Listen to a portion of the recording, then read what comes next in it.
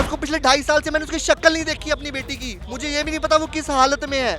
मैं कोर्टों में धक्के खा चुका हूँ कि मुझे मेरी बेटी की शक्ल तो दिखा दी जाए, मुझे ये तो पता लगे मेरी बेटी कैसी है, कहीं उसको कोई नशा तो नहीं दे रहे। मेरी बेटी से भी सर वही धंधा करवाएगी। मैं कहना नहीं चाहता, एक बाप, आप बाप सोचो अपनी बेटी के, वो वैसी उसकी शादियां करेगी बार बार, जैसे उसकी भतीजी की 2 बार शादी हुई। परंपरा क्या है सर? परंपरा हमारा संयुक्त परिवार होता था, सब लोग मिलजुल के रहते थे, फिर न्यूक्लियर फैमिलीज हुई।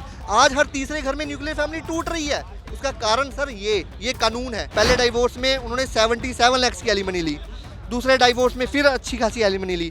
तो लॉयर कहता भैया ये तो धंधा ही बढ़िया है, तेरा हस्बैंड तो आईसीआईसी बैंक में रीजनल हेड सेल्स है, मैं तुझे से अच्छे पैसे दिलाऊंगा। अगर किसी महिला के साथ कुछ बुरा होता है ना, तो मैं कहता हूँ इतनी कड़ी से कड़ी सजा मिलनी चाहिए उस आदमी को। लेकिन जो महिलाएं इन कानूनों का दुरुपयोग करती हैं, उनके खिलाफ कानून क्यों नहीं है? कहीं ना कहीं उन्हीं के बीच से कुछ गिरी हुई औरतें इजाद की गई है या अपने आप को महान समझने लगी है, कोई नहीं समझता। आपको यकीन नहीं होगा, मैंने मेरी 4 साल से बेटी को इस तरह से भी नहीं छुआ है। 2 बच्चे होने के बाद वापस अपने फर्स्ट हस्बैंड पर कंप्लेंट करती है कि मुझे एलिमनी चाहिए, ये मुझे डिवोर्स नहीं दे रहा। पैसा खर्च करने का काम सिर्फ मर्द का ही है क्या? कमाए भी मर्द, खर्च कर भी मत, और दूसरी औरत को दूसरे के जाने का पैसा हम ही दे। 98A का कानून बनाया हुआ है, बहुत अच्छा कानून है। कहते हैं कि दहेज लेना गलत है, लेकिन मैं पूछना चाहता हूँ क्या दहेज देना गलत नहीं है? उसके लिए कोई कानून नहीं है। मेरा नाम चंद्रप्रकाश झारे है, मैं बैतूल से हूँ और SIF बैतूल से हूँ। आप मुझे एक बात बताइए, बहुत दूर दूर से लोग यहाँ प्रदर्शन करने आ रहे हैं। इतिहास में शायद आप लोगों को तो बहुत लंबे समय से संघर्ष कर रहे हैं। मेरी जानकारी में, जब से मैं बड़ा हुआ हूँ, पहली बार ऐसा हो रहा है जहाँ आज युवा नौजवानों की आवाज़ उठ रही है कि हाँ ऐसे ऐसे केस में मर्द समाज परेशान है। ऐसा क्या अनपढ़, क्या सड़कों पर आना पड़ा? सिचुएशन ये है कि औरतों को जो अधिकार मिले, हम खुद जानते हैं। मैं खुद एक बहनों का भाई हूँ और मेरे खुद के रिलेटिव बहुत सी गर्ल्स है, तो उनकी सिक्योरिटी के लिए जो उनको वो मिले हैं कानून, बिल्कुल बहुत ज़रूरी है। बट कहीं ना कहीं उन्हीं के बीच से कुछ गिरी हुई औरतें इजाद की गई है या अपने आप को महान समझने लगी है कि उनको कानून का कोई कुछ बुरा नहीं कर सकता, इसको गलत तरीके से यूज़ करने लगी है। मेरे ख्याल मैक्सिमम आप देखा जाएगा तो यदि लड़की कहीं ना कहीं गलत है तो अपने आप को सही साबित करने के लिए वो इस तरह के उल्टे पैतरे अपनाती है। अभी आज के टाइम में मैक्सिमम देखा जाए तो लड़कियों का एक्स्ट्रा मैरिटल अफेयर ज़्यादा है। यदि आप एक साइड से देखा जाए तो लड़का यदि एक्स्ट्रा मैरिटल अफेयर में है तो उसकी सिचुएशन इतनी ख़राब हो जाती है कि उसको एक तो घरवाली को भी पैसे देना पड़ेगा, घर का रहता है ना घाट का रहता है। उसके अपोजिट यदि आप लड़की को देखते हो, यदि लड़की का मैरिटल अफेयर है तो वो इंजॉय करेगी, पति पर लगा देगी झूठे इल्ज़ाम उसके साथ रहेगी और मजे से उसके साथ रहेगी। अब उसके बावजूद 2 बच्चे होने के बाद वापस अपने फर्स्ट हस्बैंड पर कंप्लेंट करती है कि मुझे एलिमनी चाहिए, ये मुझे डिवोर्स नहीं दे रहा। इसके किस से, और इनके से यदि हस्बैंड वाइफ एक इंडियन लॉ के हिसाब से यदि 24 महीने तक साथ में नहीं है तो उनका शादी शून्य मानी जाती है। इंडियन पिनल कोड में ऑलरेडी इसका दिया हुआ है, जिस तरह से मुस्लिम कोड में दिया हुआ है। इसके अपोजिट यदि पति पत्नी से 6-7 साल बाद भी अलग रह रहा है, उसके बाद यदि कोई दूसरी जगह शादी करने की कोशिश करता है तो औरत आग खड़ी होती है, मेरी तलाक नहीं हो, शादी कैसे कर रहा, जबकि वो 2 बच्चे की माँ बनी बैठी है। वहाँ अपना एंजॉय कर रही है, वहाँ लाइफ जी रही है अपनी। मैं बता रहा 2 बच्चे की माँ है, वो 2 बच्चे लेके और बोली इसका बच्चा है। अब औरतें क्या करती है, उनको जब कोई साधन नहीं मिलता है तो बच्चों को वो बनाती है, एज अ मोहरा बनाती है, एज अ वेपन की तरह यूज़ करती है। पति को डराने के लिए, पति के परिवार को डराने के लिए बच्चे का सहारा लेती है कि देख बच्चे को कुछ कर दूंगी। मेरे घर में इस कंडीशन क्रिएट कर दी गई है कि आज मैं अपनी बहनों के साथ खड़े रहने में डरने लगा हूँ। रीज़न, मेरे पर 498 तो फंसे वो बहनें और जीजा भी फंस गए। जाजी को फंसा दिया, अब उसका भी परिवार है। अपन दीदी से बात करते नहीं, जाजी से एक हो जाता है, और क्योंकि सिर्फ अपन बहन जाजी की बात नहीं कर रहे, उनके पीछे परिवार है, भांजियाँ हैं, उनके बच्चे हैं। अपन उनको यहाँ लेके आ गए तो उनके पीछे उनके पूरा ख़राब हो जाता है। तो हम कहीं ना कहीं हमको अकेले लड़ना पड़ता है, मजबूरी है मेरी छोड़ो, मेरे जैसे भाइयों की मजबूरी बनी बैठी है। बात कर रहा था वो, उन पर फोर्स के रो पड़े वो मुझसे बात करते हुए। लोग कहते हैं कि मर्द को दर्द नहीं होता, मर्द रोते नहीं है। भाई साहब एक इंसिडेंट याद दिलाता हूँ। आज से 3 साल पहले मेंस डे था, सॉरी फादर्स डे था, छोटा सेलिब्रेशन था, मैं भी रो दिया था। होता है दर्द, सच्चाई है। समझता कौन है फिर? कोई नहीं समझता। आपको यकीन नहीं होगा, मैंने मेरी 4 साल से बेटी को इस तरह से भी नहीं छुआ है। एक अलमारी भरी है, उसका टेडी बियर है, उसके फेवरेट टॉयस रखे हुए हैं, उसकी फेवरेट बुक्स रखी हुई है। मेरे को मालूम है मैं गलत नहीं हूँ, तो मैं डरूंगा नहीं और लड़ूंगा। आज नहीं कल किसी को तो मेरी बात समझ में आएगी। लेकिन भाई मुझे आप एक बार बताइए, देखिए आप बिल्कुल, मैं मानता हूँ आप निडर हैं, आप लड़ेंगे, लेकिन जब कानून की बात आती है, कानून में पैसा भी लगता है, समय भी लगता है, हर चीज़ लगती है। मैं बताता हूँ, देखो इसलिए तो हम लोग यहाँ खड़े हुए हैं। हम आज इतने सारे लोग इकट्ठा हुए हैं किस चीज़ के लिए हुए हैं? यही बात के लिए ना कि भाई पैसा खर्च करने का काम सिर्फ मर्द का ही है क्या? कमाए भी मर्द, खर्च कर भी मत, और दूसरी औरत को दूसरे के पास जाने का पैसा हम ही दे, ये गलत है ना? हम अपने लिए नहीं जी पाते। अभी मुझे कोई शख्स बता रहे थे कि हमारी गृह मंत्री से बात हुई है, कई काफ़ी पॉलिटिकल लीडर से बात हुई है। बात तो हुई है, लेकिन वो बात संसद भवन में तो आज तक नहीं उठी कभी। आज कभी नहीं पहुंचेगी ये, क्योंकि ये ना जो देश के अंदर, मतलब मुझे कहना नहीं चाहिए, जो मैं किसी एक पर्टिकुलर पार्टी की बात नहीं कर रहा हूँ, लेकिन जो ये फंडिंग आती है ना, ये फंडिंग सर यहीं से आती है।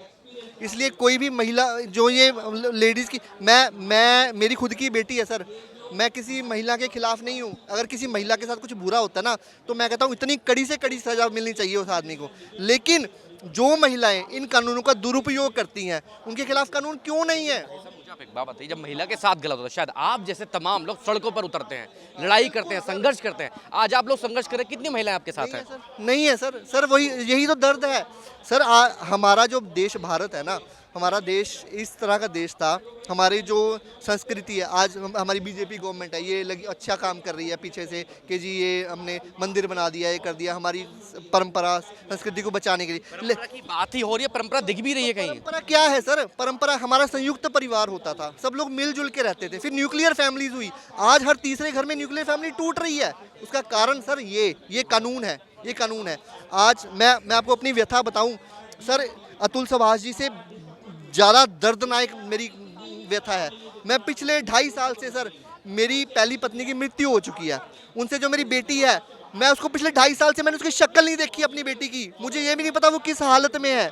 मैं कोर्टों में धक्के खा चुका हूँ कि मुझे मेरी बेटी की शक्ल तो दिखा दी जाए, मुझे ये तो पता लगे मेरी बेटी कैसी है, कहीं उसको कोई नशा तो नहीं दे रहे। मेरी जो दूसरी वाली पत्नी है वो डाइवोर्सी है।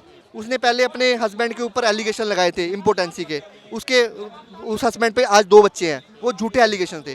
उसके बाद मेरी जो दूसरी पत्नी है, इसकी भतीजी का 2 बार डाइवोर्स हुआ। पहले डाइवोर्स में उन्होंने 77 लाख की एलिमनी ली, दूसरे डाइवोर्स में फिर अच्छी खासी एलिमनी ली। तो लॉयर कहता भैया ये तो धंधा ही बढ़िया है, तेरा हस्बैंड तो आईसीआईसी बैंक में रीजनल हेड सेल्स है, मैं तुझे से अच्छे पैसे दिलाऊं। तो मुकदमा चल रहा है अब मेरे पे सर 498A का चल रहा है, डीवी चल रहा है, ठीक है, ये पैकेज मिलता है सर।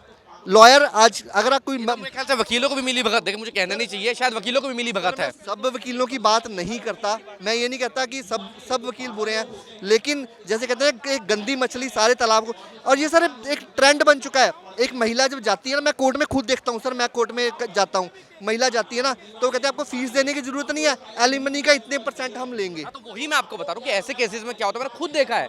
वकील खुद कहते हैं आपको कितने रुपए चाहिए, कि मैं आपको इतने रुपए दिलवा दूंगा, इतने रुपए में से मुझे इतना % दे देना। मेरा इतना है, तो उसके बाद सर मेरे ऊपर केसेस चल रहे हैं। अब मैं अपनी बेटी को, मैं कोर्ट में जाता हूँ, मैं कहता हूँ सर मुझे मेरी बेटी को दिखा तो दिया जाए, क्योंकि उसको रखने का सिर्फ एक ही मोटिव है मेरी वाइफ का, कि मैंने अपनी बेटी के नाम पे अच्छे खासे पैसे रखे हुए हैं सुकन्या और PPF अकाउंट्स में।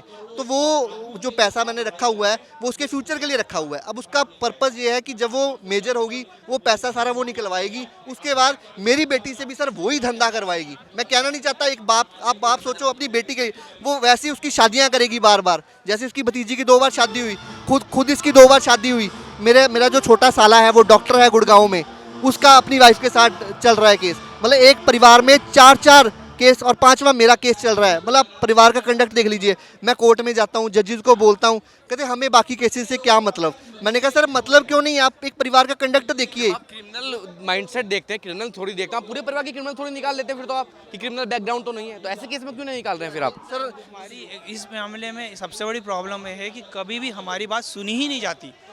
इवन जब मैंने मेरी वाइफ के अकॉर्ड डिवोर्स केस फाइल किया था, तब मैंने एडल्ट्री से रिलेटेड पूरे एविडेंस सबमिट किए थे।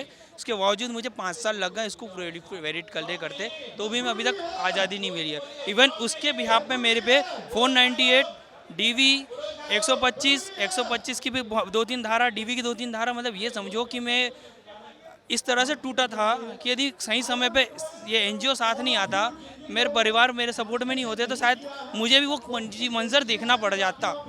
क्योंकि जिस ड्यूरेशन में मैंने मेरी वाइफ को गलत तरीके से देखा था, उन्होंने मुझे मेंटली रूप से इस तरह से हेरेस कर दिया था कि मैं सुसाइड अटेम्प्ट करने की सोचने लगा था, खुद से अंदर से टूट गया था।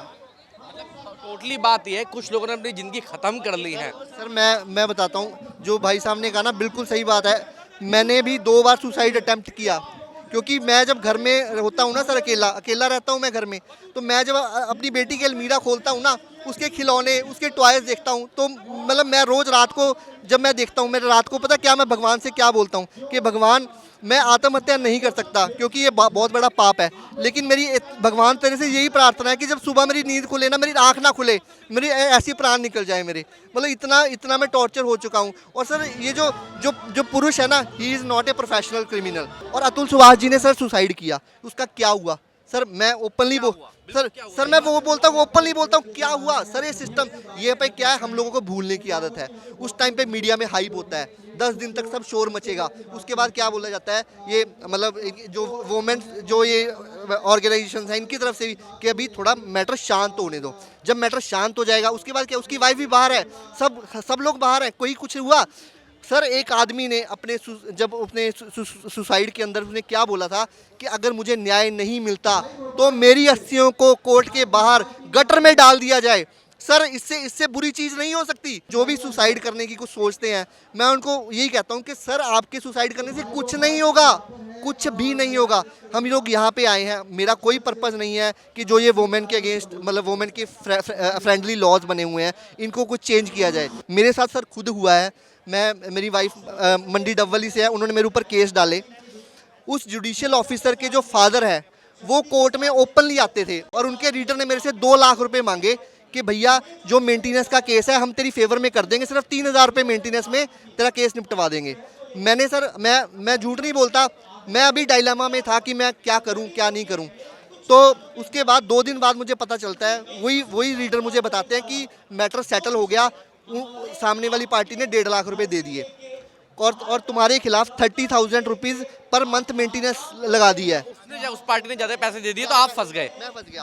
उसके बाद सर मैंने उस जुडिशियल ऑफिसर के अगेंस्ट मेरे पास जो प्रूफ थे, उसने इतने गलत ऑर्डर किए हुए हैं। मैं कहता हूँ कि जो लॉ है आप लॉ के हिसाब से ऑर्डर करो, लेकिन जो ऑर्डर बियॉन्ड लॉ है, कोई भी no even a judicial officer is not above law. उन्होंने सारे ऑर्डर, मैंने कहा वो चेक करो। मैंने उनके खिलाफ honourable Punjab and Haryana high court में कंप्लेंट डाली। वहाँ पे विजिलेंस डिपार्टमेंट ने उस कंप्लेंट को कुछ नहीं किया, एक सिंपल लाइन लिख के क्लोज कर दिया कि ये जो एलिगेशन लगाए हैं ये these could be a tactics to put pressure on that judicial officer. Sir आज मैंने उस कंप्लेंट को दोबारा रीओपन करने के लिए उसी जुडिशियल ऑफिसर के लिए मैंने दोबारा डाला है। एक पुरुष आयोग हमारा बनाने का पर्पज सिर्फ यही है कि हमारी को आवाज़ उठाने के लिए कोई फोरम हो।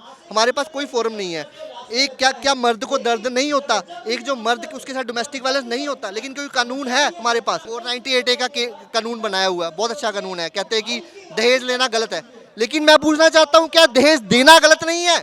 उसके लिए कोई कानून नहीं है। मुझे याद है मैंने उसको रेड हैंडेड पकड़ा था, तब मुझे दोनों ने मारने की कोशिश करी। उस टाइम मैं जान बचा के FIR कराने गया, तो TI साहब भगवान उनको और अच्छी पोस्ट दे, उन्होंने मेरी प्रॉब्लम समझ के मेरे को सपोर्ट करके मेरे को प्रोटेक्ट करके उन दोनों को दिन भर के लिए जेल में बंद रखा और मैं उस ड्यूरेशन में जान बचा के भागा। अब उस FIR के बिहाफ पे उन लोगों को दोनों को जेल में रखी। उस पर रिवेंज लेने के लिए उन लोगों ने अलग अलग कांड करने लगे। उनने खुद ने सामने से फ़ोन करके धमकी दी, देखो जो उखाड़ने उखाड़ ले, हम दोनों साथ में रहेंगे और तेरे को जिंदा नहीं छोड़ेंगे। तो मैंने भाई तुम दोनों को साथ में रहना, मैं क्यों झगड़ा तुम्हारे बीच में, ये तलाक देता हूँ, साइन करना, दोनों मस्त रहना। तो यार ये अगर तुम्हें किसी के साथ रहना है चुपचाप शांति से चली जाओ। मैंने वही किया भाई, तुम दोनों को साथ में रहना है तो मैंने अलाव से तलाक का भर दिया, तो आगे साइन करना जाना।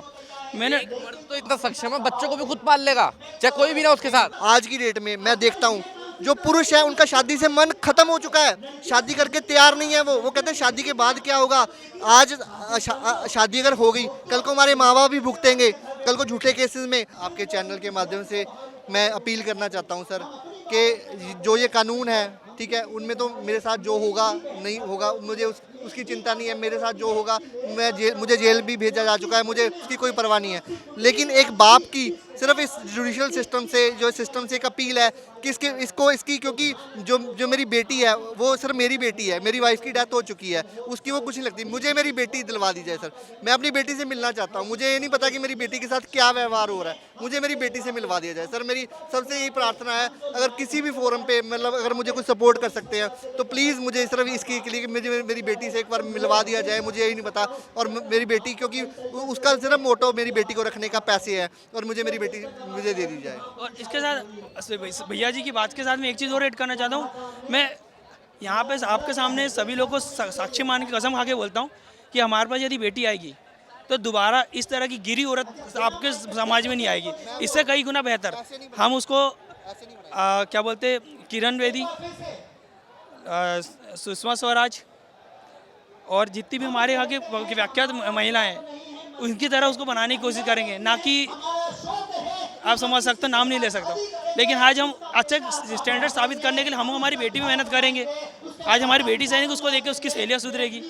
यदि हम उस सहेलियों को सुधारने बैठेंगे तो बोले तेरे घर तो सुधर नहीं रहा, उसको कैसे सुधार रहे हैं। इसलिए हम कहते हैं हमारी बेटी को हमको कस्टडी मिले ताकि हम उसको अच्छे से गाइड करके एक अच्छी लड़की मार्केट समाज के सामने लाए, ताकि ये इस तरह का जो केस है जिस तरह से हम लोग परेशान हो रहे हैं और कोई बच्चा परेशान ना हो। अब देखिए दर्शकों, आपने तमाम चीज़ें सुनी, तमाम मर्दों का दर्द सुना। एक कहावत है, कहा जाता है कि मर्दों को दर्द नहीं होता, लेकिन यहाँ मुझे तमाम ऐसे मर्द मिले जिनको दर्द भी होता है, जो आपके सामने रोए भी हैं। अब देखने वाली बात यह है कि मुद्दा उठाने के बाद इनकी आवाज़ सांसद तक पहुँचती है नहीं पहुँचती। शायद मुझे लगता नहीं, कुछ लोग खुद ही एग्री करके गए कि इनकी आवाज़ नहीं उठेगी, बस एक मुहिम है। अभी इनकी मुहिम कहाँ तक पहुँचती है, क्या मर्द समाज बच पाता नहीं बच पाता, देखने वाली बात होगी। आप देख रहे हैं नेट्रिक न्यूज, साहस सच कहने का।